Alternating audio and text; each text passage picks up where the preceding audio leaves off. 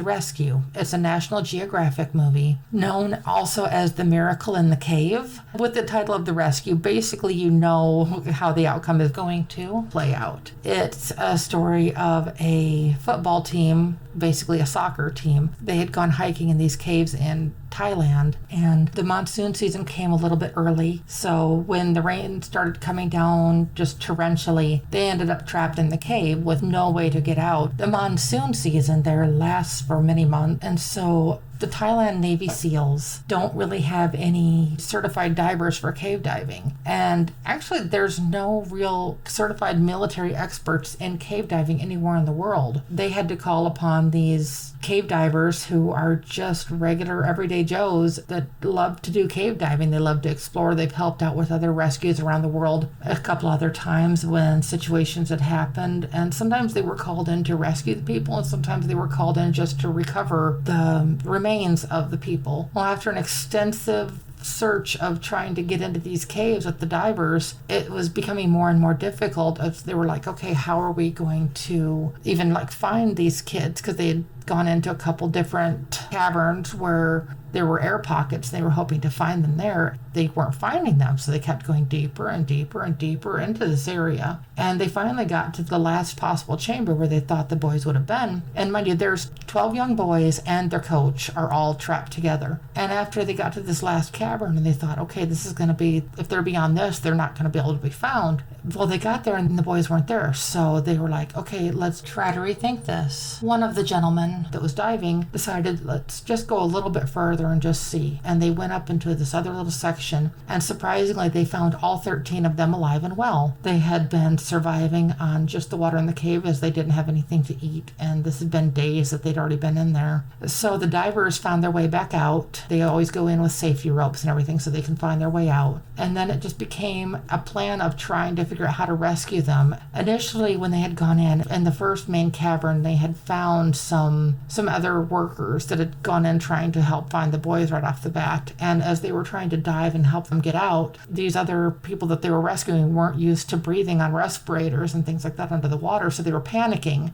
As they get them out, they were like, okay, this is just this short distance. How are we going to get these 13 people out over this very long distance? Because, I mean, the one, I don't remember the exact length, but the one was only a matter of, I think it was 500 or 700 feet to where they rescued the 3 men. And it was literally, I think, around 2 kilometers in where the boys were. And that is just mind-boggling. Like I said, I'm not 100% sure on the distance on that. I'm just trying to go. I don't make any notes on the distance of that, so my apologies. But so it ended up being just a plan of trying to figure out how, if any way, that they were going to get these boys out. The military basically could not find any way of doing this safely. These divers reached out to a friend of theirs in the UK who happened to be a physician. The divers had an idea, but their doctor friend told them that it was impossible. If it was really impossible or just theoretically impossible, it's hard to kind of gauge because it had never been done before. But basically what they wanted to do is they wanted to sedate the boys and then help them get out. And the only way to do that would have been to completely sedate them and then have them under like a positive pressure mask and then try to get them out that way.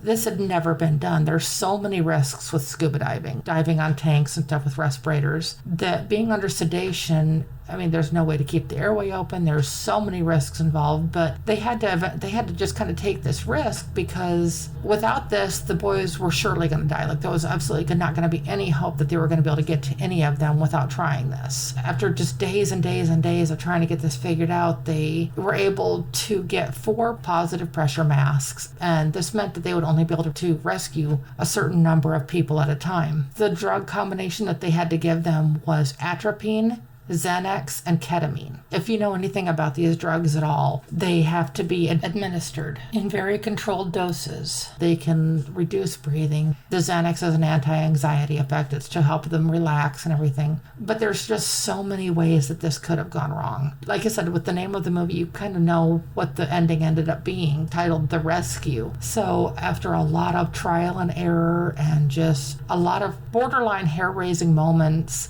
they do successfully rescue all 13 of them. This is just a really triumphant story, and it's kind of, there's a cliffhanger thing at the end that because of something that was going on, if it had even taken an extra day to get the boys out, it would have been too late. just because of the situation and because of the conditions. I mean, it was a very scary situation. I mean, they're diving in the dark, they're diving in unknown areas, through narrow crevices. It was a matter of staying on track and finding them, finding a way to get them out, and getting them out alive. I mean, that was just, like I said, something like this had never been done before, especially with children. It was a very well-told story. It was an amazing story about a rescue, but honestly, it was something that maybe should have been made more for TV, as it was a documentary story that really should have been maybe, I mean, I don't want to say it emphasized at all, because I do prefer the ones that are more truthful than Hollywoodized. But when I went to go see this in the theater, there were numerous people snoring during the movie. If you were expecting it to kind of be a slow documentary style, then that'd be one thing. But if you're not expecting that and you're coming into this basically just watching it play out as this rescue between the military and these cave divers and just kind of everybody else that was involved, this was news around the world. So, I mean, there's all these reporters, and it was trying to present the story in the most well-rounded way that it could, though the ending was what everybody could not have wanted more. It left some people wondering if it maybe could have been done differently. Not the rescue itself, the telling of the story. That maybe if they had focused a little bit more on certain details and a little bit less on others, maybe there would have just been a little bit more to it. Or if it was maybe just done the best possible way it could have been done. That's going to consistently be up for debate. But the rescue, we did give a score of 5 out of 10. Not because it wasn't an incredible story that was told, but just because of just some of the flaws in how it was told. It's a great story. It's well told. It's flawed in the presentation, at least from our perspective.